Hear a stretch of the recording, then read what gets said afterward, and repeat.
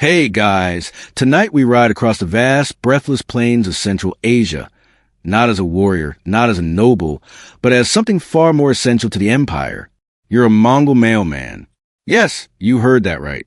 Boots to the stirrups, reins in hand, and a satchel full of secrets strapped to your hip. It's early. The stars are to begin to fade, but the chill in the air is stubborn and deep, like it slept in your bones before you did.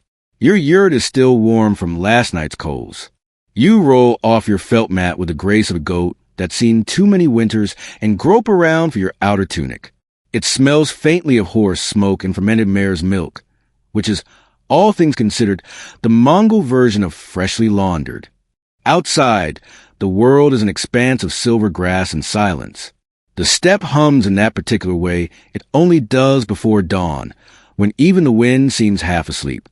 Your horse, a squat, muscular thing that looks like it could win a bar fight with a tree stump, is already chewing on something dubious. You can barely see it in the mist, but you know that snort. It's either impatience or indigestion. Probably both. As you dress, layering wool under leather under fur, you think about the journey ahead. You got 6 relay stations to hit before nightfall, and nearly 200 kilometers of rugged nothingness in between. And yes, this is a typical workday. Makes your old gig stacking bricks look like a spa appointment.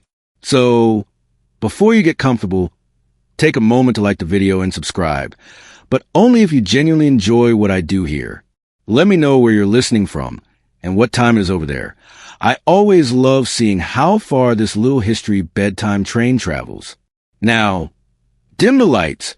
Maybe turn on a fan for that soft background and let's ease into tonight's journey together.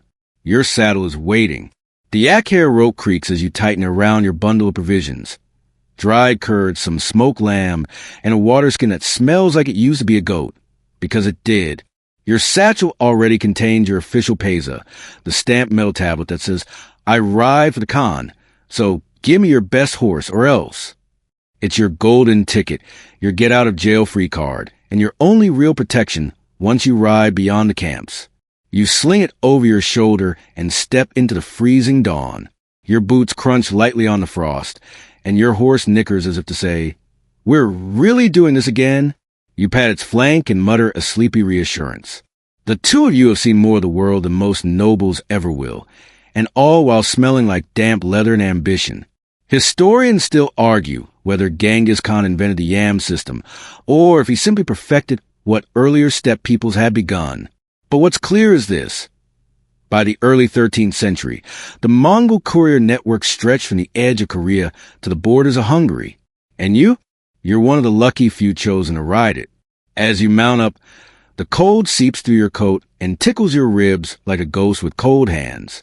The reins are stiff with dew, the saddle smells like yesterday's miles, and your horse snorts again, probably judging your posture. You click your tongue, dig in your heels gently, and you're off. The first hour is all rhythm. Hooves thudding in a slow, steady tempo, breath pluming behind you like steam from a train. You settle into the sway of the ride, the up and down that turns into a lullaby if you're not careful. This part of the steppe is relatively flat. Just a few dry stream beds and the occasional hill rising like a sleepy beast under the grass. Occasionally, you see smoke in the distance, a herder's camp, maybe, or a fire left behind by other riders. You squint into the horizon, knowing how deceptive distance is out here. What looks like 10 minutes away can be half a day, and what seems like a bump in the earth might be a sleeping camel. About midway through the morning, you begin to sing under your breath. It's an old courier's trick. A steady tune keeps the mind sharp and helps you count time. Your song is a half-forgotten lullaby about a falcon who stole a noble's hat. There's a verse about soup in there somewhere, but your memory's as patchy as your last haircut. Suddenly, your horse veers slightly, snorting at something ahead. You scan the horizon. Nothing unusual, just more grass. And then you see it. Another courier, far ahead, a dust trail marking his path. You nod, mostly to yourself. That's a good sign. It means the relay station ahead is probably still stocked, still awake, and, if you're lucky, still as broth. Your lips are cracking now. You lick them, instantly regretting it. The wind tastes like dirt and frozen regret. Your fingers are stiff, your back aches, and your right boot has started to squeak. But you ride on, because this is what Mongol Mailmen do. Somewhere behind you, a falcon screams into the sky. You squint into the rising sun as your horse crests a gentle slope, revealing the first of many relay stations, known as horses. It's a squat, circular yurt with smoke lazily drifting from its chimney hole, nestled against the base of a low ridge like it's trying to nap through your arrival. A few tethered horses chomp indifferently at the grass nearby, tails swishing like they've heard every story in the world, and none of them were impressive. Your mount slows, ears flicking at the smell of fresh oats and warm dung. Comfort, Mongol style. You dismount with a grunt that sounds older than you are and stretch your legs. Joints pop like campfire twigs. You've only been riding a few hours, but the saddle might as well have been molded from granite. The courier's greatest enemy? Time. The courier's second greatest? That saddle. A sleepy attendant emerges from a yurt, rubbing his eyes and tugging his robe tighter. He barely glances at your pesa.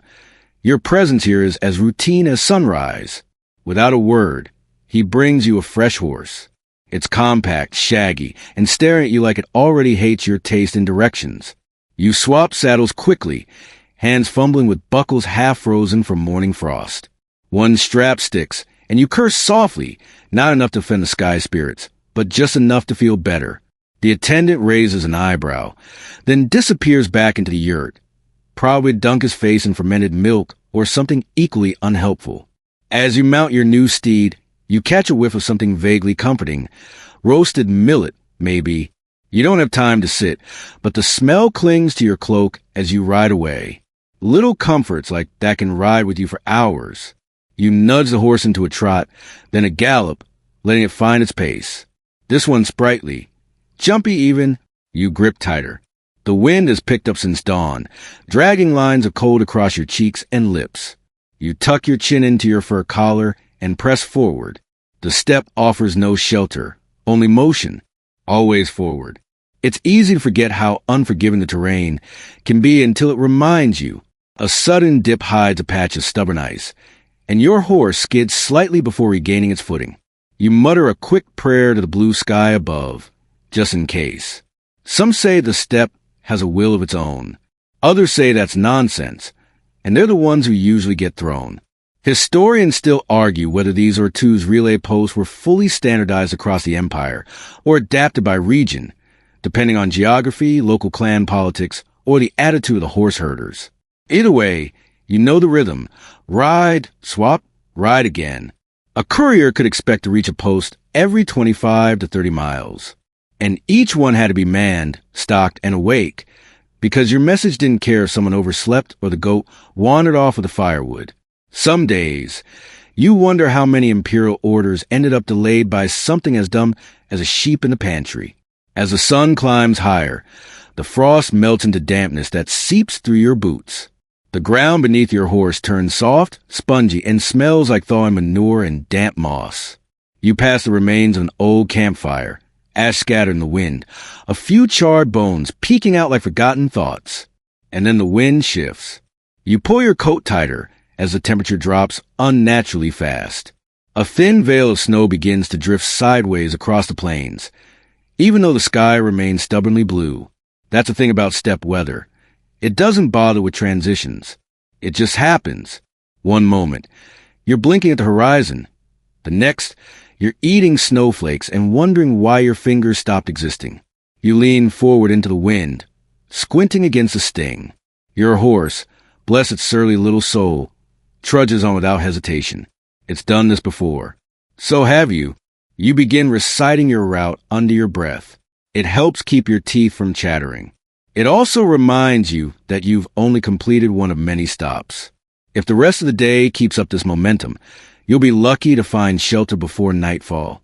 You think briefly about that yurt and its smoky millet-scented heaven, then banish the thought before it grows roots. Out here, you don't get to dwell. Not unless you want to end up as a frozen warning sign for the next guy. Eventually, the snow gives up its tantrum and slinks away, leaving behind only a biting wind and the faint glisten of ice on the grass tips. Your fingers are stiff again. your nose a shade redder than usual, and your patience very nearly legendary.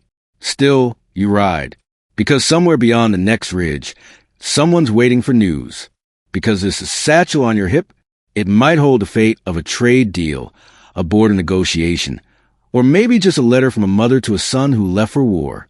All of it matters, and none of it gets there unless you do. You sing again, this time louder, letting your voice ride the wind like another courier. The same lullaby, same thieving falcon, same soup that never quite gets made.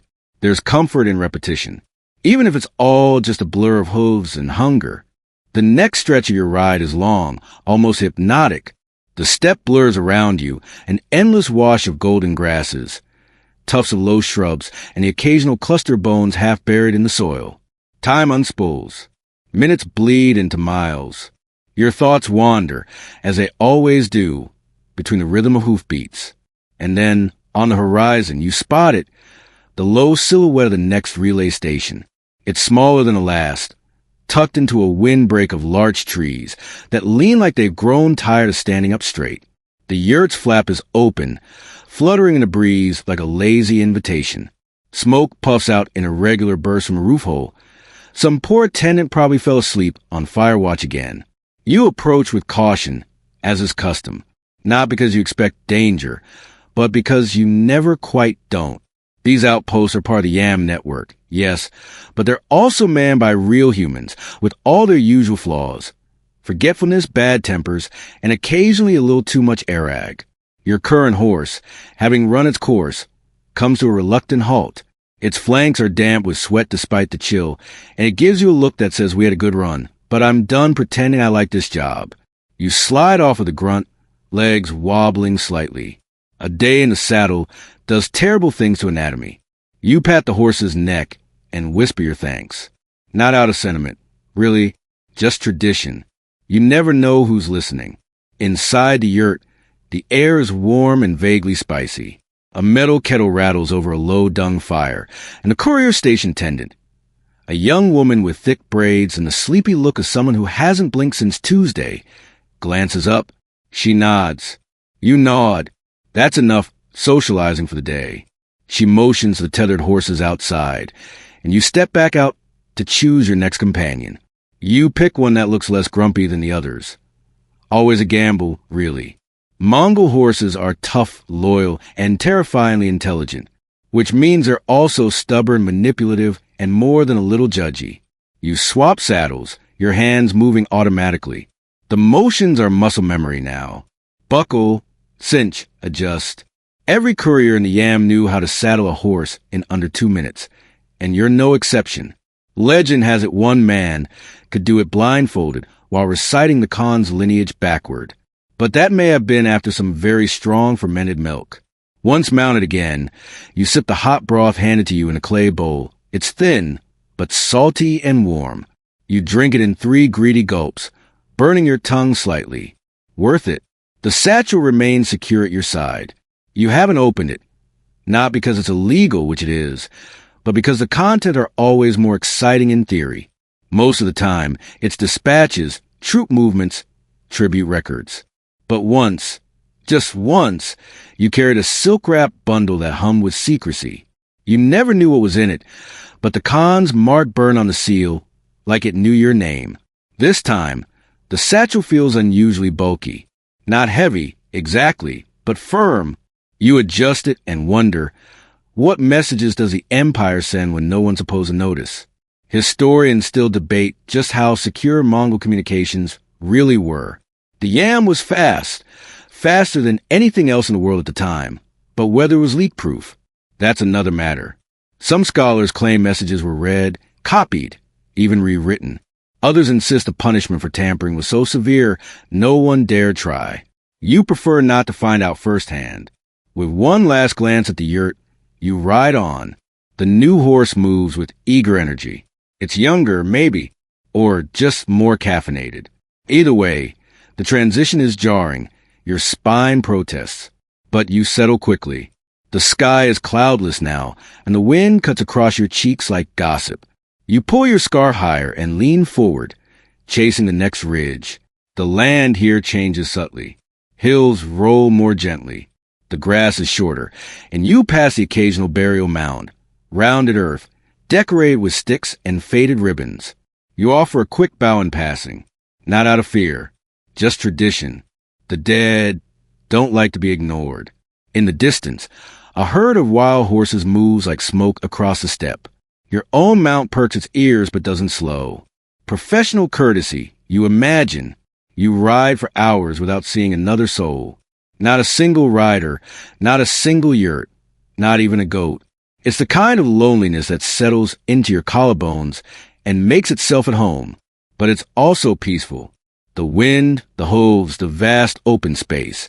It's like riding to the pages of time, each gust erasing your footprints behind you. Eventually, you begin to hum again, this time a different tune. Something older. You don't know the words, no one does anymore, but the melody comes from somewhere in your bones. And just as your stomach starts to grumble, you spot the next post on the horizon.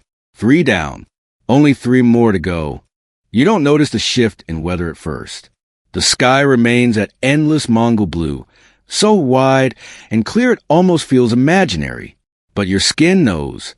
The air tightens. The wind sharpens. You catch yourself leaning into your mount, instinctively smaller, instinctively bracing. Then it hits. First, a gust. Nothing unusual. You've ridden through worse. Then another, stronger. It whistles past your ears like an arrow, lifting grains of sand and tiny shards of ice into the air. They sting as they strike your cheeks, your forehead, your exposed knuckles. Your horse snorts and tosses its head. You murmur a wordless reassurance, though it's unclear whether you're calming the horse or yourself. This is no ordinary wind. It's a seasonal tantrum of the steppe, a squall that doesn't respect schedules.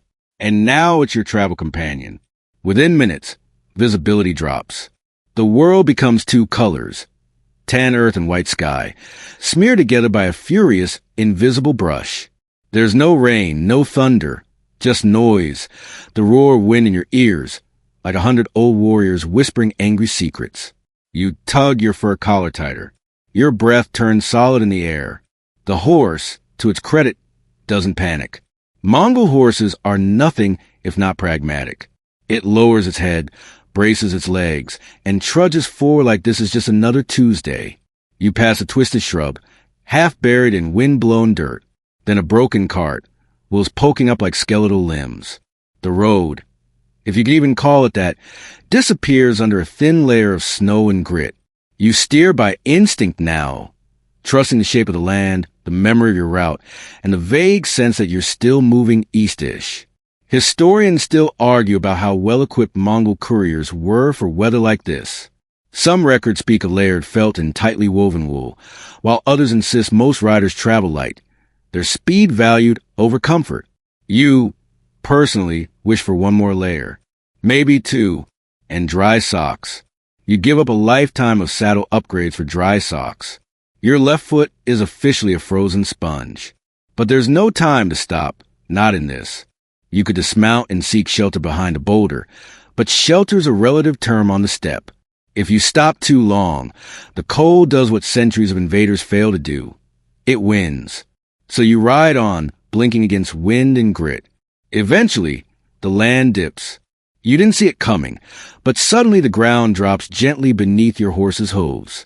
The wind slackens just a little, enough that you can squint ahead and spot a familiar landmark. A shrine. It's a simple ovu, a pile of stones crowned with blue Kadai prayer scarves. A sacred place to some, a roadside marker to others. You circle it clockwise 3 times, as tradition demands, tossing a pebble onto the pile on your 3rd pass. It's half ritual, half superstition, but no rider skips it. Not because they fear gods, because they fear the weather. And rightly so. You pass the oval and the land evens out again. The storm, having made its point, begins to ease. The wind softens into a cold hush. Your face is raw. Your eyes teary from the sting, and you're pretty sure your ears are plotting to fall off. But the worst is behind you. In the clearer light, you finally take stock of your satchel. It's still sealed, still tucked tight under your left arm. You wonder briefly what message could be so urgent that someone would brave a steppe squall for it. An order for reinforcements? A marriage proposal between noble houses? A merchant's plea for protection against bandits? Or maybe something smaller, stranger, like the time you delivered a preserved sheep's tail to the Khan chef, wrapped in velvet. You never asked why. You still think about it sometimes, especially during meals. You reach down, checking the satchel's fastenings again. Secure, untouched, the Khan seal unbroken. Your horse speeds up, as if sensing the return of decent weather. The wind drops to a whisper. Clouds part just enough to let the sun flirt with the edge of the horizon. It's not quite warmth, but it's not the biting cold you just left behind, either. You take a deep breath, and for the first time in hours, the air doesn't taste like powdered misery. The relief is short-lived. A distant rumble rolls across the ground beneath you, not thunder. Hooves. You stop. Your horse lifts its head, ears pricking sharply. You twist in your saddle, scanning the horizon. There, to the south, four riders, barely visible, galloping hard across the plain. Not couriers. You'd know by the posture. These are too hunched, too erratic. You mutter something in your own language, low and uneasy. Bandits? Maybe. Maybe not. You're too far into the yam network for bandits to be common, but not far enough for them to be impossible. Riders have gone missing before. Everyone hears the stories. You just always hope they were folklore. You lean forward, whispering into your horse's ear. The message is simple. Go. Your steed responds instantly, almost gratefully, breaking into a full gallop. The satchel bounces against your ribs, a rhythmic thump-thump-thump that only tightens your focus. You don't look back. You've outrun storms and deadlines before. You can outrun this, too. The wind returns, not as a storm, but as momentum, a rush at your back. The land ahead rolls in your favor. And somewhere in the gallop, in the rush of hooves and the thin rush of air past your ears, you start to laugh. Because this is the job. This is the ride. And no one said it was supposed to be boring. You keep riding long after the hooves behind you vanish into the wind. Eventually, you slow your horse to canter, then a walk, glancing behind now and then, but nothing moves except grass, swaying agreement with your relief. The next stretch is smooth riding, and your thoughts drift specifically to your satchel. It's more than just a lump of leather and string. It's the artery of the empire, the lifeline between the Khan's will and the reality of 1,000 distant places. Inside are messages that can shift armies, dictate taxes, spark marriages, or end them. Most of them are penned in brushstrokes on folded paper or bark, some in Uyghur script, some in Persian, others in Chinese. Once, you even carried a message carved into a thin slat of bamboo like a wooden bookmark from a very nervous librarian. Historians still argue whether couriers knew the contents of what they carried. Some say the Khan demanded blind loyalty and closed satchels. Others believe experienced riders like you were often briefed just in case things went sideways. Not that you'd admit it. Even if it were true, there's a kind of peace in plausible deniability, especially when you're delivering scrolls stamped in red wax and wrapped in silk so fine it practically apologizes for being touched. What you do know is this.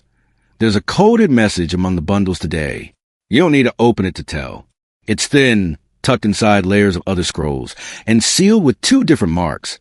The imperial one and the darker, crescent-shaped one used only for covert messages. You've carried one before. The last time was just before a general was mysteriously recalled from the Western Front. You adjust the satchel again, carefully, and then there's the love letter. You can always tell a love letter by the smell. Scented with rose oil, sometimes lilac, always cloying. Folded with too much care. Wrapped in paper that's just a little too colorful for something serious. This one is pinkish, probably written by a noblewoman who thinks mailing a love poem across a desert is the height of romantic subtlety. It's addressed to someone in Karakoram.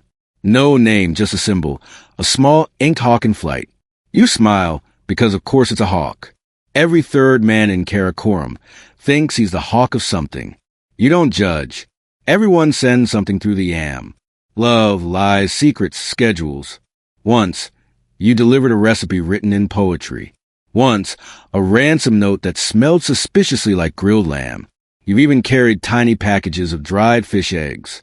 Some say they're good luck. Others say they're snacks. You don't ask questions. You just ride. Your horse veers slightly, avoiding a rut, and you guide it gently back. The winds ease enough that you can finally enjoy the ride a bit. Your fingers still ache, your lips are sandpaper, and you suspect your eyebrows froze off back during the squall. But the steppe is beautiful again. The grasses ripple in waves. A hawk wheels overhead. Ride in the thermals like a feathered aristocrat. Somewhere to your right, a herd of gazelle bolts into the distance, hooves flashing like mirrors. And ahead, the land opens into a shallow valley, dotted with wildflowers brave enough to bloom this time of year. You take a deep breath, letting the cool air settle in your lungs. This is your office. This is your road. It may not have coffee breaks, but it does offer views that no palace could afford. You reach into your sleeve and pull out a bit of dried curd, hard as stone, but edible if you chew long enough and pretend it's a dream of cheese. You pop it in your mouth and let your teeth do the arguing. Ahead, a stone marker rises on a small hill. It's carved with spirals and symbols, centuries older than the Mongol Empire. You don't know what they mean, but you always nod at it. Some riders spit near for luck. You just hum a few bars of your falcon song and keep moving. The day warms slightly. Not a lot, but enough that you think, briefly, about loosening your outer layer. You don't. That's a trap. The minute you do, the wind gets ideas. You think about the people who rely on you, not just the Khan's bureaucrats, but the relay post workers, the border guards, the merchants waiting for permits, the diplomats craving gossip. You're not just a messenger, you're connective tissue. Without the yam, the empire's arteries would clog. Without couriers, there's no pulse. You reach the edge of the valley and begin a slow climb toward the next ridge. The satchel bounces rhythmically against your side, a metronome of imperial business. It's funny, out here you're entirely alone. And yet, with every hoofbeat, you're part of something massive, invisible, unstoppable, even if no one writes songs about Mongol Mailmen, which, honestly, is rude. You crest the ridge and pause, not because you're tired, but because the river is waiting. It slices through the steppe like a long, lazy scar. In summer, it's a slow trickle, more mud than menace. But this isn't summer. This is shoulder season. The strange, indecisive slice of time when everything is either melting, freezing, or thinking about doing both at once. The river is mostly frozen. Mostly. You eye it with the wary respect of someone who's been betrayed by frozen things before. Last season, a courier lost 2 horses and nearly a leg to a patch of ice that looked solid until it wasn't. You know the stories. You've heard the laughter that follows the rescues, and the silence that follows the ones that don't end that way. Your horse snorts, ears twitching. You dismount slowly and lead it forward. The snow crunches under your boots. You approach the edge and squat to examine the surface. The ice has a milky glaze, interrupted by dark seams, veins of weakness. You prod it with your whip handle. It doesn't give. You stare at it. It stares back. Historians still argue whether Mongol couriers had set procedures for river crossings or just winged it with quiet panic and optimism. Records suggest both. Some Ortuz stations had boats or bridges. Most didn't. You relied on instinct and luck and the weight of your horse. You lead your mount back a few paces, mount again, and take a breath. The satchel under your arm shifts slightly, no heavier than before, but suddenly more noticeable. If this goes badly, someone's going to be very upset about a soggy dispatch to the Khan. You spur gently. The horse hesitates. You mutter something reassuring, possibly a prayer, possibly a bribe. Then it steps forward, onto the ice. The first few steps are slow, deliberate. Hooves thud dully against the surface. The sound is wrong, hollow, like knocking on a drum too tightly stretched. The wind holds its breath. So, do you? Halfway across, the ice creaks. Your horse's ears flick wildly. Its eyes roll just enough to make you nervous. You resist the urge to speed up. Momentum won't help if you're already doomed. You just keep moving. Steady, steady. Another step, another creak, another silent, heartfelt promise that if you make it across, you'll definitely stop cursing at your horse under your breath. Probably. And then you're across. You don't whoop. You don't cheer. You don't even sigh in relief. You just dismount and pat the horse's flank like you meant to do it all along. It ignores you, already investigating a bush that may or may not be edible. You glance back at the ice. Still intact. Just barely. You walk a few paces up a slope, then remount. Your heart has mostly returned to normal. The sky is still open. The steppe is still endless.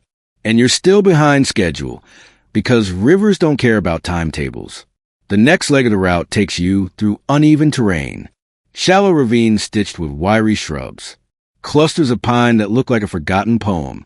Birds flit overhead. Mostly crows and magpies, the unbothered aristocrats of steppe. They watch you pass with vague interest, as if evaluating your potential as both messenger and meal. You ride with care. The land is riddled with marmot holes and frozen divots that could easily twist a leg. Your mount, to its credit, picks its way with more caution than you expected. You start to feel grateful. You almost name it. Then it sneezes directly into your lap. Gratitude withdrawn. The wind picks up again, but it's a gentler kind now, more whisper than slap. You take it as a sign of favor, or at least a ceasefire. You loosen your scarf slightly and hum again. Not the falcon song. Something older. A rhythm your grandfather used to hum while repairing boots. A song made entirely of nonsense syllables and long, drawling vowels. You reach into your coat and pull out a small charm, a carved bit of bone shaped like a horse. It's smooth from years of handling. It's not magic, not really, but it reminds you that someone once rode this path before you, and someone else will ride it after. You put it back in your pocket. At midday, you stop to let the horse drink from a half-frozen stream. You sip too, cupping icy water into your cracked lips. You chew a strip of dried lamb that tastes like salted leather and memory. Your fingers ache from the cold. Your knees crack when you stand. Still, you smile, because no matter how brutal, how bitter, how absurd this job can be, there's something in it that fits you. The stillness between hoofbeats, the silence that follows the wind, the knowledge that no one else can do this ride quite like you. You glance at the horizon. The next station is still a few hours away. If you ride hard, you might make it before dark. You whisper a few choice words to your horse. Encouragement, threats, a little of both. And you ride on, because rivers may freeze, winds may howl, horses may sneeze. But the mail always moves. The afternoon settles on your shoulders like a woolen shawl, scratchy, persistent, and far heavier than it looks. You pass a river, the ravines, and the sudden squirrel ambush. You didn't mention that part. But yes, it happened. A dozen of them sprang from the brush like furry little demons and nearly spooked your horse into a pirouette. Now, you're back on flatter terrain, cantering steadily toward the next ortuz. The landscape is softened. Gentle rises and valleys roll like frozen waves, and the sky, finally, has decided to behave. Pale blue, streaked with lazy clouds. You're just beginning to consider whether you might make it to the relay station ahead of schedule when something moves ahead. A dust trail, faint, spiraling like steam from a careless kettle. You narrow your eyes and slow your horse. Your satchel shifts against your ribs with a little thump. A reminder that while you're technically a mailman, today you're also a moving vault, and someone else is riding straight toward you. Your hand stays near the hilt of your knife. It's not much.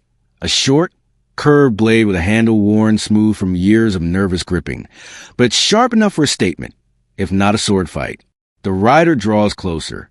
You scan the details. Posture upright. Horse traveling at a moderate pace. No signs of pursuit. You relax. Just a fellow courier. Sure enough, as they near, you see the telltale satchel at their side and the worn glint of a peza hanging at their neck. It's shaped differently than yours. Older, maybe, scratched and tarnished like it's been through one too many storms. The rider waves briefly with two fingers. The official yam hello. You nod in return. That's the whole exchange. Mongol couriers are not chatty. You pass one another with a solemn air of monks walking opposite directions in a single narrow hallway. But something makes you glance back, and for the briefest moment, so do they? Your eyes meet, and in that tiny flicker of connection, you exchange everything. The cold you both endured, the meal you both skipped, the hope that your horses don't die on the next stretch of trail. It's the purest kind of camaraderie, the kind built on mutual suffering and matching saddle sores. Then the moment's gone. They're shrinking into the distance behind you. You wonder how far they've come, whether they slept last night, or if they're on the fourth horse of the day, like you. Historians still argue whether Mongol couriers traveled alone by policy or preference. Some evidence suggests they were occasionally paired for safety on longer routes. But more often, it was a solo journey. Faster, quieter, less complicated. Riders might pass each other every few dozen kilometers, but meaningful conversation? That's a luxury for people who aren't trying to cross a continent in 3 days flat. You press forward, the wind now steady at your back, almost kind. The land feels different here, less wild. You see signs of other lives. Herding camps in the distance. Yurts with plumes of smoke rising like sleepy greetings. A child chasing a dog, both of them yelling in their own ways. You pass close enough to one settlement to catch a whiff of something cooking. Onions, maybe, or garlic and mutton. It makes your stomach growl, a ridiculous noise that causes your horse to flick one ear back in judgment.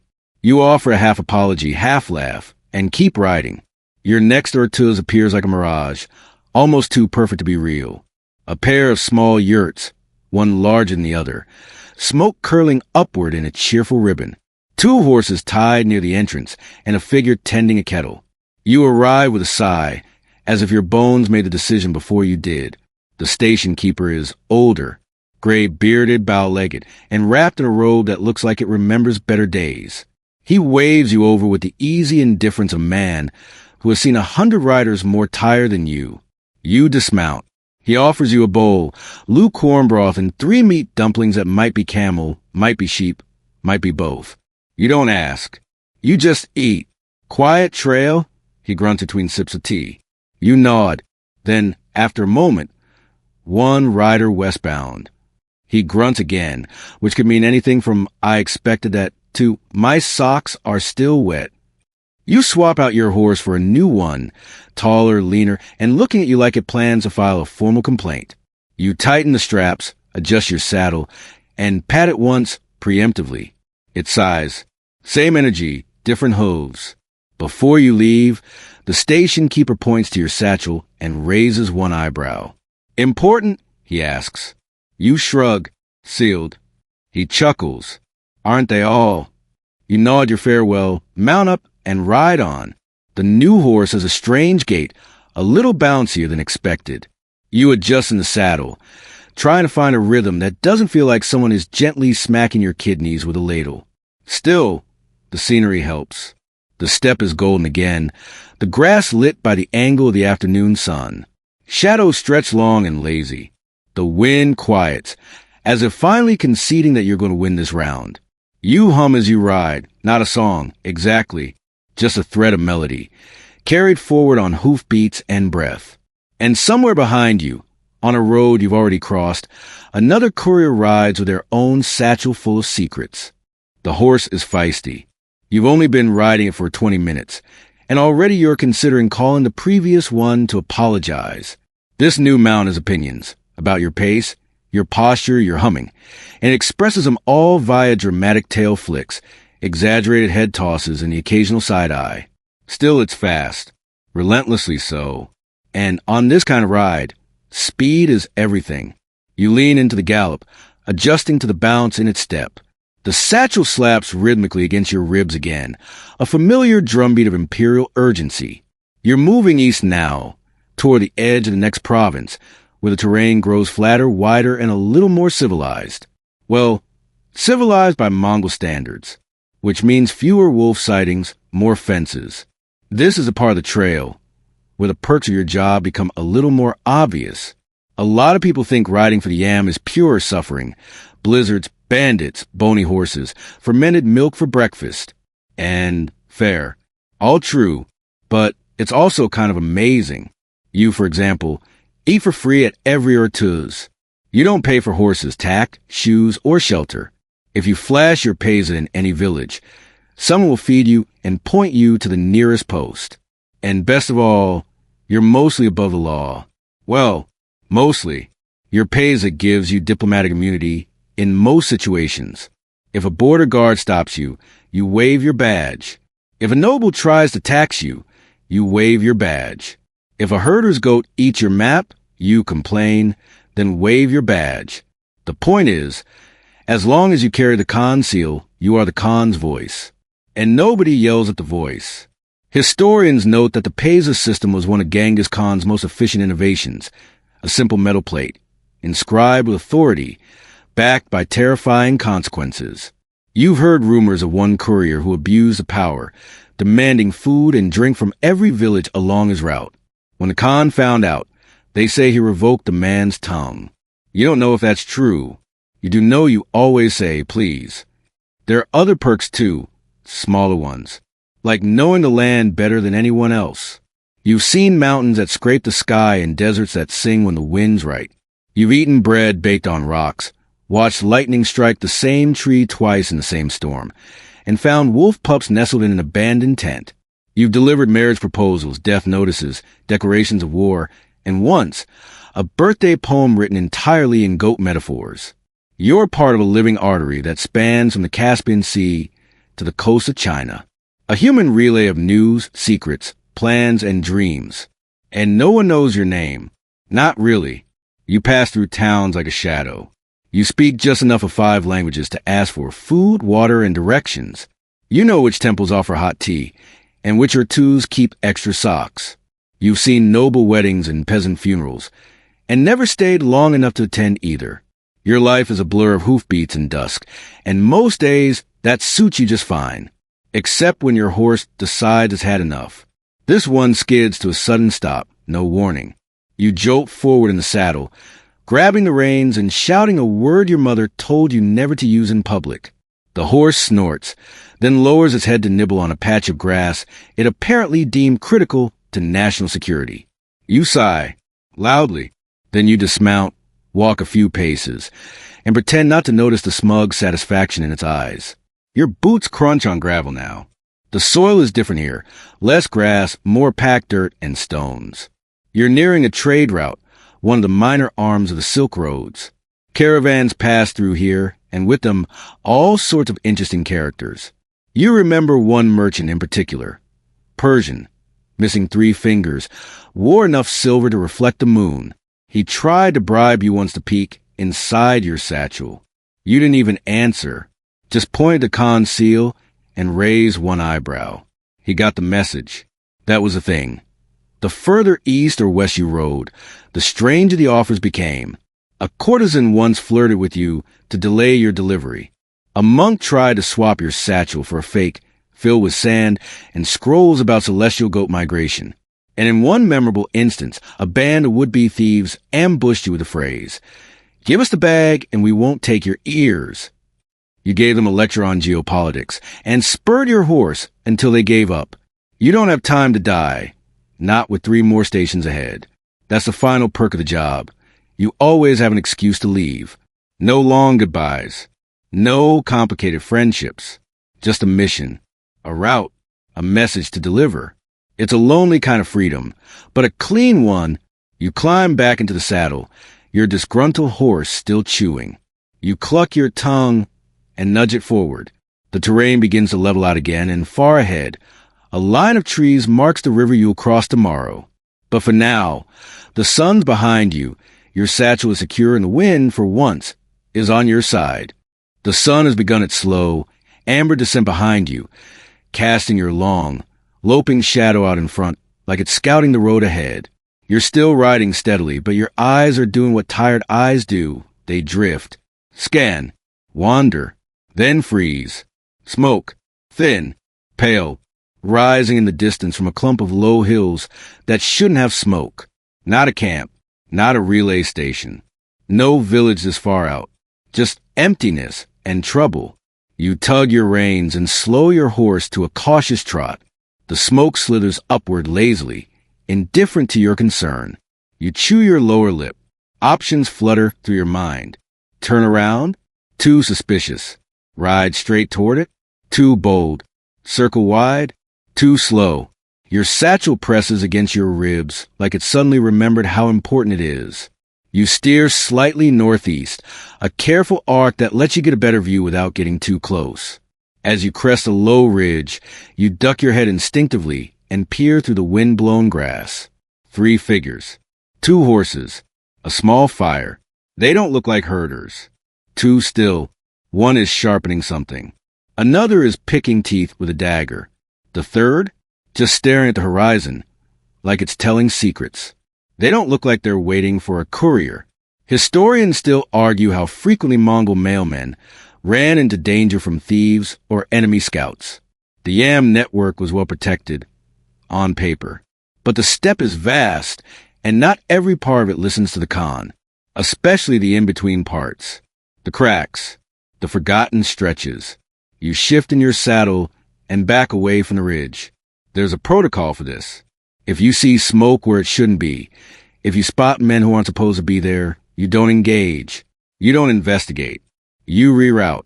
You survive. That's the job. So you veer off, south now, toward a dry riverbed you remember from your last trip. It's slower, bumpier, but safer. Your horse seems to approve, ears flicking forward again, head high, eager to move. You mutter thanks and spur it on, keeping one eye on the smoke, now fading behind you like a bad idea someone else will have to deal with. You ride hard for an hour, until you're certain you weren't seen. The land flattens again, the brush thins out, and you catch the first glimpse of the next Urtuz. A squat yurt beside a withered tree, smoke curling exactly the way it should. Relief doesn't come all at once. It seeps in, slow and quiet, as you dismount and stretch your aching back. A young boy, maybe 12, emerges from a yurt, wide-eyed and barefoot, holding a clay jug that probably weighs more than he does. He bows. You nod. That's the conversation. He hands you the jug, water, lukewarm and tasting faintly of metal, and you drain half in one go. You pass the satchel into your lap and rest your hand on it. Still sealed. Still yours. Inside, the contents sit in silent wait. You wonder again what you're carrying. Maybe it's a map, a treaty, a warning, or just a note that says, burn after reading, in very elegant calligraphy. You remember an older courier once told you, the message is never what you think it is. It's either more boring or far more dangerous. You never asked which was worse. You don't linger at the yurt. No time. The sun is a low ember now, staining the world in burnt gold. You need to ride another leg before stopping. The next station is a good stretch away, but if you gallop, you'll make it before true dark. You take the fresh mount offered by the boy's father, a tall, dun-colored horse with quiet eyes. You saddle up fast, your movements practiced and swift, pays a glinting faintly in the firelight. Before you go, the boy's father says something low. Did you see the smoke? You pause, then nod. He spits into the dirt, mutters something about bandits. They don't care about letters, he says. But the seal? They'd sell that. Your fingers tighten on the reins. You nod again, this time slower. Then you ride. The landscape begins to dim. Your eyes adjust. Shapes soften into silhouettes. Trees blur into dark smudges. Your breath plumes in longer, heavier clouds. You're alert now, the brush of paranoia whispering in your ear like an overprotective uncle. Every rock is a crouch figure, every bird a scout, every shadow a trap, but the trail stays quiet, and your horse keeps running. You find yourself thinking of the early couriers, those who rode before the Yam had names, who crossed enemy lines with nothing but a dagger, a whisper, and hope. The legends say one man once rode 5 days straight, switching horses while still moving, collapsing only after delivering a message and saying, "It's done," then passing out for a week. You wonder what his satchel held. The stars begin to come out. First one, then another, like someone's poking holes in the sky with a warm needle. You hum your falcon song again, just loud enough for the horse to hear. Ahead, a ridge rises. Behind it, one more post. one more meal, and one fewer scroll in your satchel. The ridge ahead looms like a sleeping beast, its spine outlined against the starlit sky. You tighten your cloak, not just for warmth, but to steady yourself. These last stretches of the day always blur. Light fades, the cold deepens, and the road turns quieter than your thoughts. Your new horse climbs steadily, hooves crunching over loose stones. It breathes easy, though. Strong lungs. A good sign. This far into the route, a tired mount can mean everything from a late arrival to not arriving at all. As you reach the crest, the land unfurls again beneath you. The steppe under moonlight is an entirely different world. Silent, silvered, almost too still. You pause there, reins loose, and just breathe. Somewhere below lies the next ortuz. The station's lantern is already lit, a soft amber flicker against the dark, like a promise, or a tiny sun. You coax the horse downhill, careful with your weight. The incline is steeper than you remembered. Grass gives way to gravel, then dirt again, and finally you reach the flat ground just before the yurt. You're greeted by a man whose beard could have its own postal route. He squints, holds up a tiny torch, then relaxes when he sees the glint of your peza. "Late," he says, not accusing, just fact. You shrug. "Smoke on the hill." He grunts. "Bandits." "Probably, or someone very bad at camping."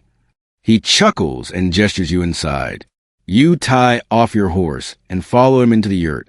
Warm air hits your face like a friendly slap. Inside, fire, stew, rugs, and a dog that looks like it owns the property and just lets humans borrow it sometimes. You sit, stretch, and accept the bowl handed to you. Chunks of meat in a thin broth, overly salted but deeply welcome. This, you think, is the courier's luxury suite. As you eat, the station keeper chats idly, mentions weather to the north, a new baby at the next post, rumors of a traveling monk who's converting birds. You nod along. You've heard stranger. You lean back and glance at your satchel. Still there, still sealed. But the weight of it isn't just physical anymore. You've been carrying it for nearly a full day. Every ridge, river, and wind blast has reminded you that what you carry matters to someone, somewhere, and maybe that someone isn't a general or a noble. Maybe it's a father waiting for news from his son, or a trader waiting for permission to cross the next border. Maybe the silk-wrapped bundle isn't a war plan, but a promise. Historians still debate how reliable the YAM network truly was, whether messages were tampered with, delayed, or lost. But most agree, if a letter reached its destination during the height of the empire, it was probably delivered by someone like you, tired, cold, hungry, focused, and very good at not dying. You finish your food, accept a cup of hot tea, and sit by the fire, letting your boots dry slightly. Your host offers a place to sleep, but you shake your head. "One more leg tonight," you say. "Better to ride under stars than risk tomorrow's morning wind." He shrugs, clearly thinking you're either brave or incredibly dumb. Maybe both. You refill your waterskin, tighten your saddle, and mount again. The station keeper watches you from the doorway. "You ride well," he says, which in Mongol terms is a formal blessing, a compliment, and a gentle request that you don't collapse on the trail. "Thanks," you say. You make good soup. You ride into the night, a shadow upon a darker shadow. The trail now curves along a small ridge, and below, you see another shape moving. Faint, flickering, too slow to be a horse, too big to be a dog. A caravan, probably merchants. Their wagons are parked in a tight circle, fires burning low. You catch the glint of metal, a sword maybe, or just polished brass. They don't see you. Or if they do, they pretend not to. Smart. You keep your distance. Caravans mean stories, but also delays, and you have neither time nor tales to spare. The wind picks up again. Cool, dry, not cruel this time. It whispers through grass like a lullaby spoken in a language only horses understand. Your current mount breathes evenly. Still strong. Still steady. You let the rhythm of its gait lull your mind. You drift between thoughts. One moment, you're remembering a song your mother sang. The next, you're rehearsing names of towns you haven't seen in months.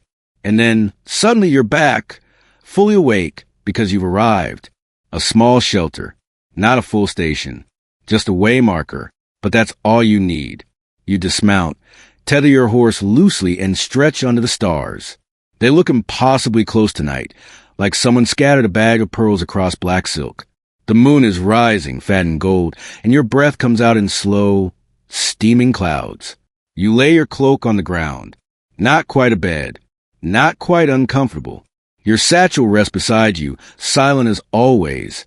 And just before sleep starts to pull you under, you whisper aloud. Maybe to the stars, maybe to yourself. Almost there. Dawn arrives like a whisper. No drama. Just a soft bleed of pale light across the horizon. You stir before the sun fully climbs, groggy but practiced. Sleep on the steppe isn't deep. It's functional. You slept with one arm over the satchel and one ear tuned to the wind. Now you stretch, bones cracking like a cold campfire. Your horse stirs too, sniffing the air and shaking frost from its mane. You both look worse for wear, but pass inspection. You boil a small pot of tea over a hastily rekindled ember fire. Pouring the hot, bitter drink into a cracked cup you've carried for years. The cup is dented, the handle chipped, and the inside stained permanently brown. It's perfect. Breakfast is dried mutton and 2 hunks of rock-hard curd. You chew it slowly, jaw aching. Mongol couriers didn't eat well, but they ate practically. Food that didn't spoil, didn't smell, and didn't waste time. You saddle up quickly, hands numb, but efficient. The cold has taken the edge off the wind, but there's still a bite in the air. You take one last glance at the fading stars, then turn east.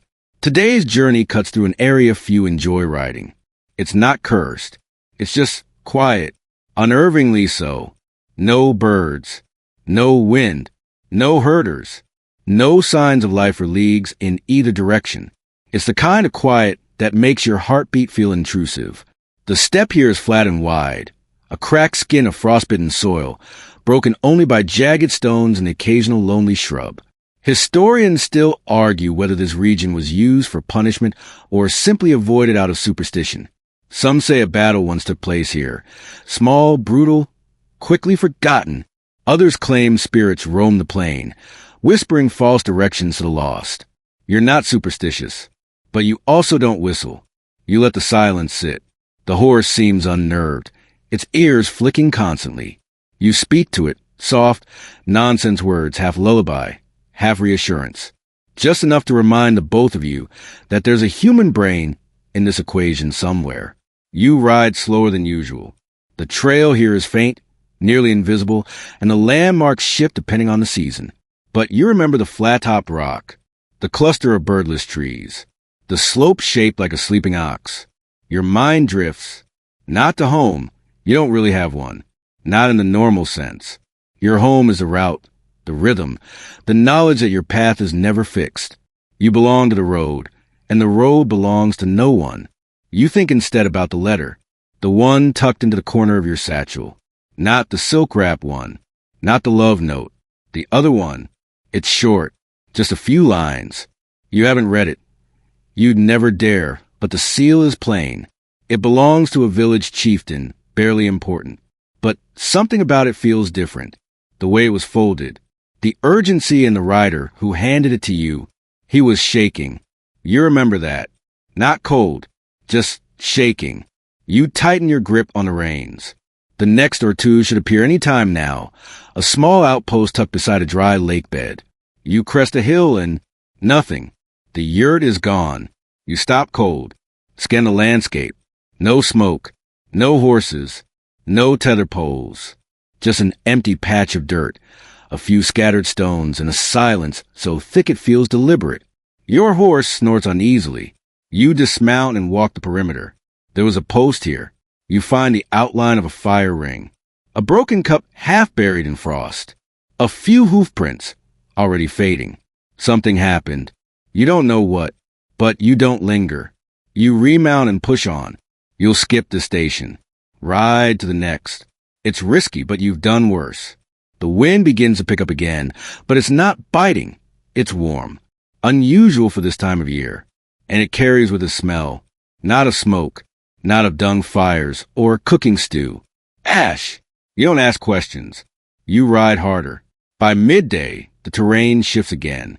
The soil grows richer, the air softer. You pass a ridge that marks the boundary between provinces. No signs, no guards. Just a feeling, like you've crossed into someone else's dream. Here, the grass is taller. The birds return. You even spot a fox darting through the brush. The steppe reanimates, as if the silence was just a bad story now over. You stop briefly to water your horse at a clear stream and drink a little yourself. The reflection in the water surprises you. Your face is windburned, lips cracked, hair tangled under your cap. Your eyes, though, still sharp. You splash your face once. Then you ride. The next post is still hours away, but you can make it by dusk. Your legs ache. Your fingers are stiff. The satchel, despite its size, feels heavier with every league. And you still don't know why. You think again about the missing post. The silence.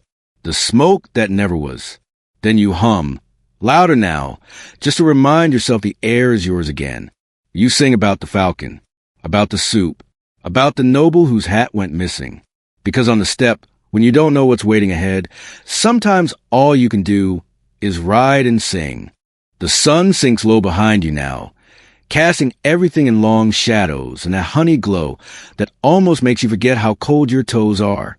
You've been in the saddle for hours, and your knees are protesting in earnest. Every bump feels like a question your spine doesn't want to answer, but you're close. The next Ortuz is ahead, a full station this time, not just a waypoint. You spot the smoke first, real, friendly, curling upward from a chimney instead of suspiciously from behind a hill. Then the silhouettes, 2 yurts, a small corral, and someone moving slowly between them, dragging a bucket that sloshes with water.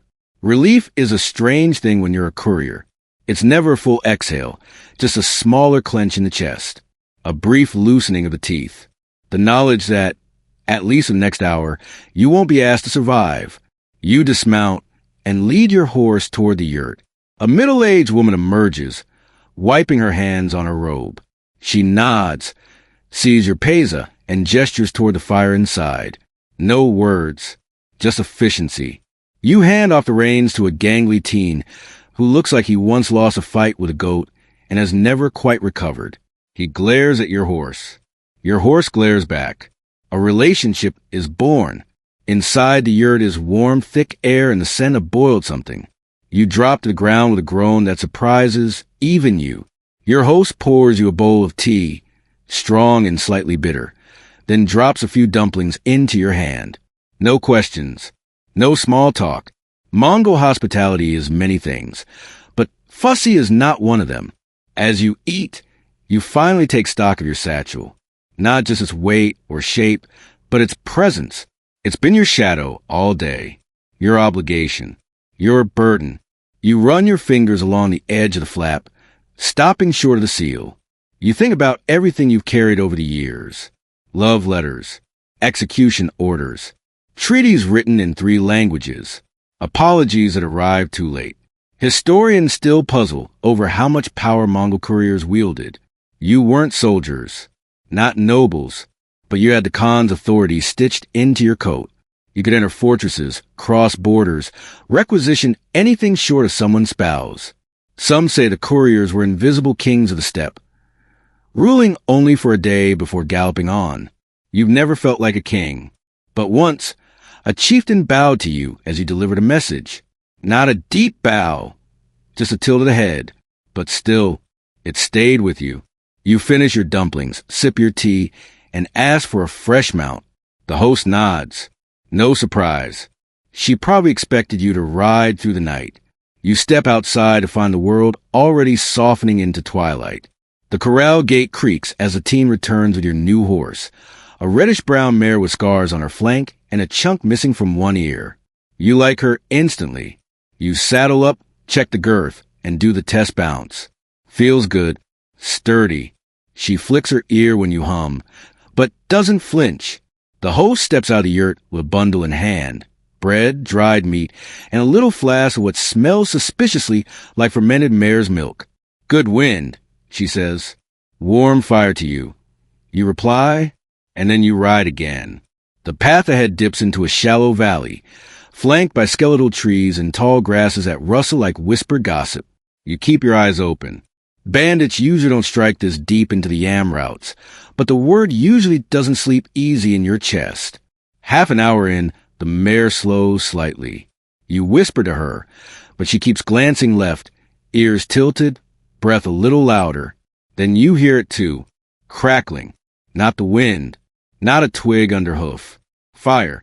You veer off the trail, gently but quickly, and guide her toward a low ridge.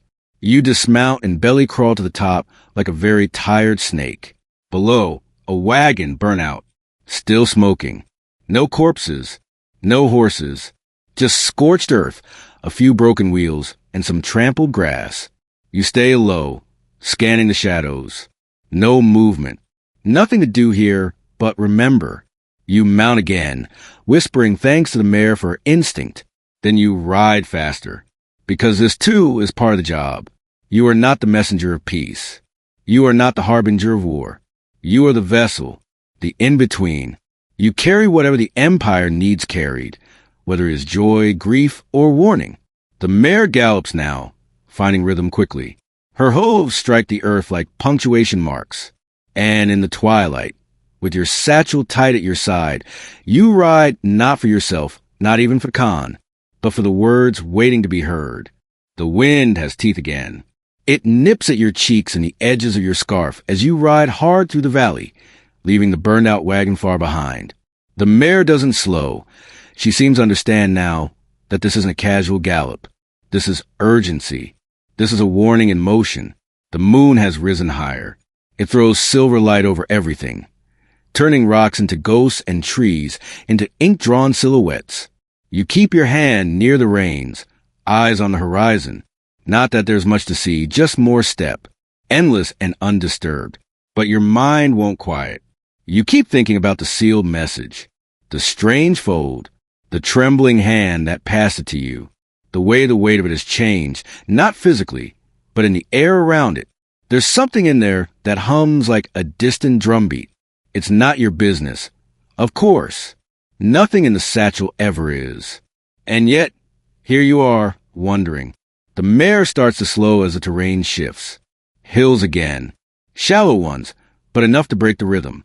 The wind rises between them, funneling through like a hungry breath. You keep one hand tight on the saddle horn and lean forward, the satchel bumping against your hip with every step. Then, out of nowhere, a flash of movement. To your left, you pull the reins sharply, too sharply. The mare skids slightly, hooves scattering pebbles. You scan the dark. Nothing, just grass swaying, shadows shifting. Then a bird explodes from the underbrush with an offended shriek. You exhale hard. Not helpful, you mutter. But now your heart is thudding, a loud, hot beat that doesn't match the cold night. You press on. Slower now, more cautious. The mare seems to approve. And that's when the stories start bubbling up in your memory. Old courier tales whisper at stations after too much air-ag and not enough sleep. There's a one about the rider who vanished between two posts, never found, not even his bones. His horse returned 2 days later with an empty satchel and a saddle torn open like it had been chewed. There's a one about the ghost rider, a courier who died mid-ride but kept galloping. They say he still delivers messages no one wants to receive. And the one you remember best, the spirit who eats letters, not people, just messages, scrolls, tablets, bark-carved decrees. It doesn't want blood. It wants secrets. And if your satchel's been opened, it'll know. Historians dismiss most of these stories, of course. They chalk them up to exhaustion, superstition, and fermented drinks stronger than anyone admits. But every courier keeps a charm. Every courier glances over their shoulder, sometimes, just in case. You reach down now and touch the bone horse in your pocket again, fingers grazing the smooth, warm surface. Not because you believe in message-eating spirits, just in case. You crest another hill, and finally, there it is, the last relay station of the day. It's small, barely visible at first, just one yurt, half leaning into the wind, with a fire glowing dimly inside. There's no fence, no tether posts, just a single pole planted in the ground with a strip of red cloth tied to it. That cloth means the keeper is awake. You ride in slow. The mare is lathered with sweat, but she doesn't stumble. A true warrior, a boy, no more than 8 or 9, scurries out of the yurt as you dismount. He doesn't speak, just holds the reins and stares like you might vanish into dust if he blinks. You ruffle his hair. It feels like straw. Inside, the station keeper greets you with a nod. He's old, skin like cured leather, hands scarred from 1,000 small tasks done poorly. He gestures for you to sit. You do, legs shaking slightly from the ride. He hands you a hot stone, wrapped in cloth. You press it to your chest. It's the kindest thing anyone's done for you in 3 days. You eat, you drink, and finally, when your hand stops shaking, you reach into the satchel and pull out the sealed scroll with the trembling man's crest. You don't open it. You don't even tilt it toward the firelight. You just hold it for a moment, then pass it across the fire to the station keeper. He holds it gently, studies the seal, frowns, then looks at you. Final leg, he says. You nod. You'll reach Karakoram by midday. You nod again. He adds more dung to the fire. It flares up, then settles into a soft, steady glow. You'll need a fast horse, he says. You don't respond, because you know what he means. This last scroll, this one isn't an ordinary message. This one isn't just important. It's dangerous, and it needs to arrive without delay. You glance outside. The stars are beginning to fade. The wind is slowing. The steppe is holding its breath. And your bones, they're ready. You close your eyes for just a moment, and when you open them again, it's time. The sky is bleeding toward morning now, that slow-burning transformation from ink to indigo to gray. The fire inside the yurt has dimmed to embers, but the air is already awake with that peculiar tension only couriers and birds understand, that moment just before the world remembers it's supposed to move again. The station keeper, wordless as ever, brings you a horse. And not just any horse. It's tall, taller than most Mongol breeds, with a long neck, clean joints, and flanks that ripple with muscle. Its mane is cropped short, its eyes steady. There's no doubt it's one of the war horses, reserved for messengers of the highest order. The kind of horse they don't give you unless something really needs to arrive intact and very, very quickly. You don't ask questions. You just run your palm along its flank and feel the animal vibrate like a drawn bow. The keeper tightens the saddle himself, adjusts the stirrups, tugs the cinch twice. Then he steps back and hands you a strip of dried meat. For after, he says, you nod. You don't ask after what. You swing into the saddle, the satchel still secure at your side, now tucked close beneath your cloak. The seal is cold against your ribs, unbroken, unread, and very possibly the most important thing you've ever carried. You don't know what's in it, but you know how you were handed it. You know how the last or two's vanished. And you know this horse. The keeper doesn't say goodbye. He just steps back and gives a little nod, the kind that means God's watch over your shadow. You urge the horse forward. It moves like silk cut with thunder, smooth and explosive. You're galloping almost instantly, tearing across the frostbitten plain, eyes fixed on the horizon. The final stretch. The land begins to shift under you, less wild, more marked. You pass piles of stones that once marked boundaries, half-buried wooden signs carved in 4 languages, small shrines to travel gods, wind spirits, ancestral ghosts. You toss a pebble at one as you pass, barely slowing, just enough to show respect. You hum under your breath again, not the falcon song this time. Something quieter, something older, the lullaby your mother hummed while weaving. You ride hard for first hour. No brakes, no slowing. The horse doesn't complain. This one was born to run. The ground flies beneath you in a blur of frost and motion. The air rips past your ears, howling approval.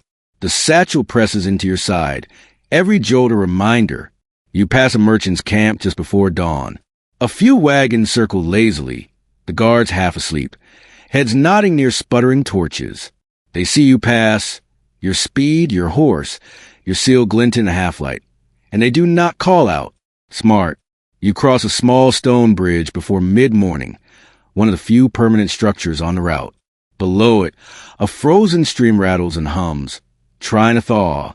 You hear birdsong for the first time all day. It feels like a good omen. You stop only once, to water the horse and let it breathe. You check your satchel. Still sealed, still yours, and drink from your skin. You chew a piece of dried meat, not because you're hungry, just because it makes you feel normal. Then, once more, you ride. The final ridge before Karakoram rises slowly ahead. The climb is gentle but long. Your legs scream in protest. Your knees have turned to hinges made of regret.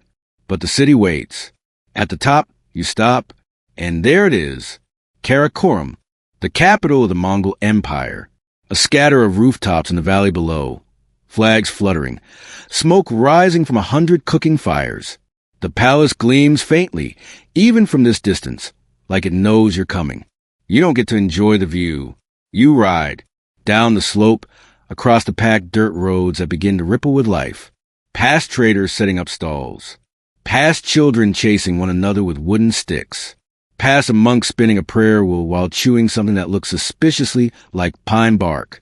You slow just enough to make yourself known, just enough to be noticed, and people do notice. Your horse, your seal, the dust cloud behind you. You reach the gate.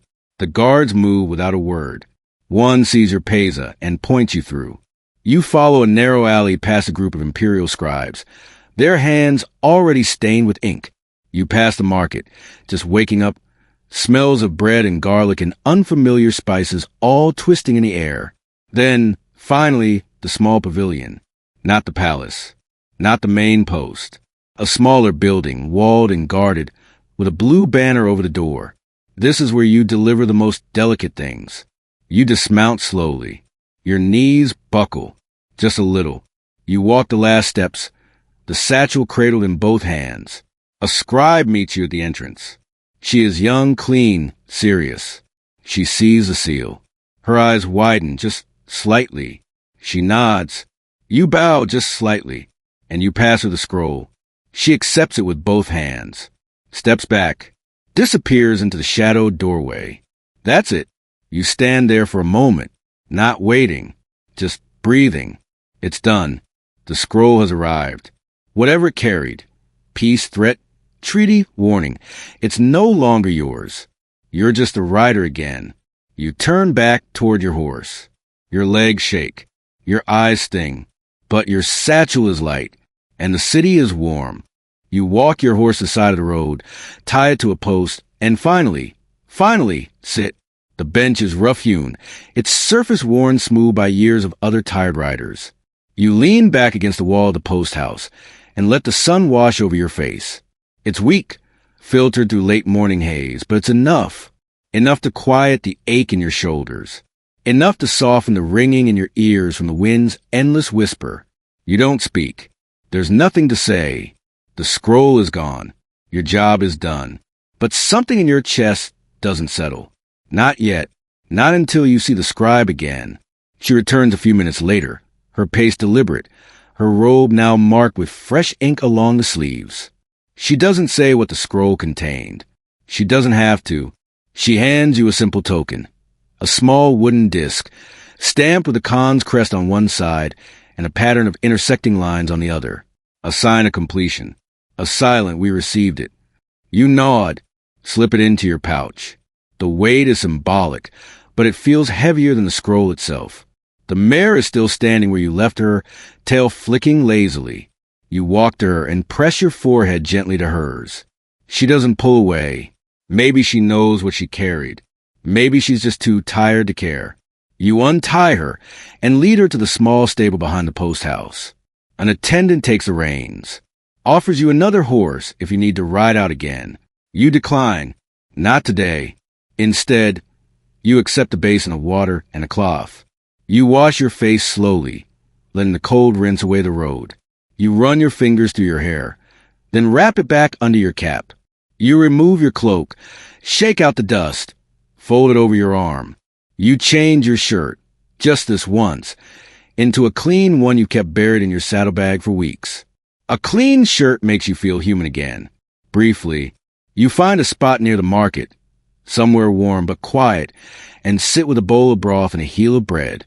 The flavors are simple: garlic, beef, salt. You eat slowly, watching the street pass you by. Children chase chickens across cobblestones. A merchant bickers with a customer over a silk boat. Two guards ride past on matching gray horses, shouting greetings to someone you can't see. No one looks at you twice. Not the man who just galloped halfway across the empire.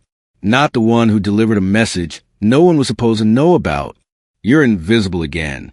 And that's fine, because you didn't become a courier to be seen. You became one to move. You became one to carry things others couldn't. To ride when others would rest. To deliver not just words, but decisions, futures, fates. You glance at your satchel, now folded neatly in your lap. It looks smaller without the scroll inside. Lighter, but not empty, because you'll fill it again. Not today, not tomorrow, but soon. There will always be another message, another trail, another rider needed. And you'll ride again. Because even in a world of chaos, wind, war, and wolves, the mail must move. So now, as the dust settles behind you and your horse finally rests, the world begins to slow. The rush of hooves fades into the hush of wind across the grass. The creak of leather, the crackle of the fire, the soft clink of a cup being set down, all of it slips into the distance like a memory you've already begun to dream. You've done the job. You've carried the message. Across rivers that barely held your weight, through snow that bit your face, past eyes that watched and waited. You pressed on through fatigue, through fear, through the vast silence of steppe. And now it's over. At least for now. You're not a hero. You're not a legend. You're a thread in the great weave of something larger. But without threads, nothing holds. And you held. So you sit now, breathing easy, the satchel empty beside you. The city lives around you. People moving, markets buzzing, birds singing their silly morning songs. But your part, for now, is done. You close your eyes. Let your body grow heavy. Let the wind lift the last bits of dust from your coat. Let your heartbeat slow to match the rhythm of a land that has seen 10,000 riders before you and will see 10,000 more. Rest now. You've earned it. Tomorrow can wait. Sleep, courier. Sleep.